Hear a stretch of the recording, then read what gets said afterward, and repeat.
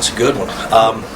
Well, as a kid, I watched my dad wrestle, and I always thought, he came home with teeth knocked out and shoulders dislocated and things like that, and I thought, wow, there's no way I'm going to do that. There's no way I'm going to do that. Then I guess I was about 16 or 17, and he took me down to the ring, and we were in Pensacola, Florida, and he said he wanted me to help put the ring up, just to see what the ring consisted of. He wanted me to see, so we put the ring together, and afterwards he said, "You going to try and hit the ropes a little bit?" And I thought, yeah, sure, while I'm here, nobody's in the building, like, damn right, I want to hit the ropes, So then I realized, like, after hitting the ropes, he said, hit the ropes and give me a tackle. And I said, what? He said, just give me a shoulder tackle, just hit me with your shoulder. So I hit the ropes and I gave him a shoulder tackle. He knocked me right on my ass, and I'm like, what the hell?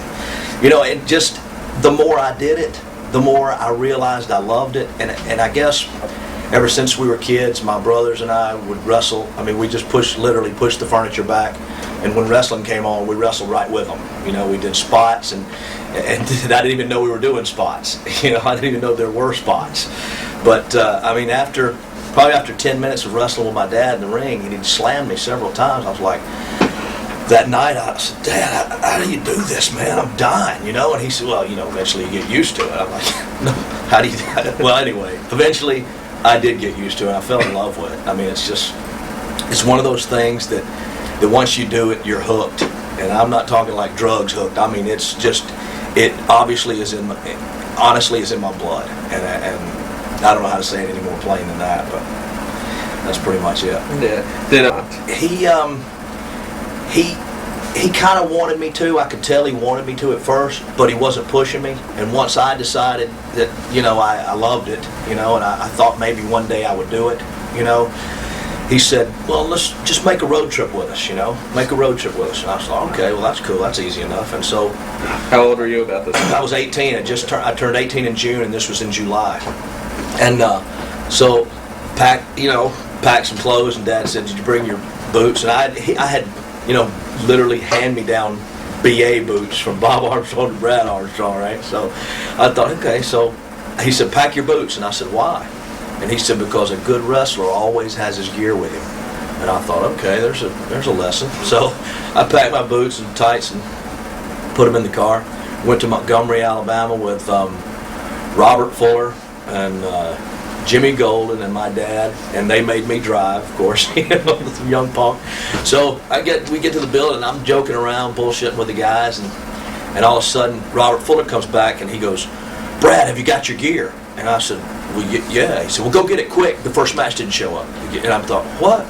So I'm going out to the car. It's like the longest walk of my life, out to the car with the keys, like, my gear, holy shit, I'm going to have to wrestle, And then it hits me, like, I'm not doing this in front of people, So anyway, I get back in, and I lace up the boots. It's like I'm shaking like a leaf, man. And I wrestled against a guy named Jerry Roberts, who, if you go way back, Jerry Roberts was one of the Hollywood, or the Hollywood Blondes with Buddy Roberts of the Fabulous Freebirds with their manager Oliver Humperdinck.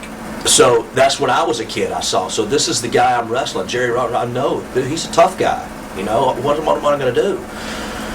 Man, that guy put me in holds and put himself in holds and put me in holds and then himself in holds, and it was like the most amazing thing. And the crowd would respond. And I was literally following this guy, and I said, it can't be this easy. It can't be this easy.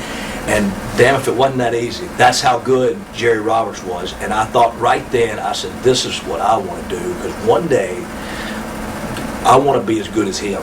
That was my goal right then. This guy was so good, and the people were going crazy, and how he did that without me. With me in the ring, because I wasn't helping. He did this on his own.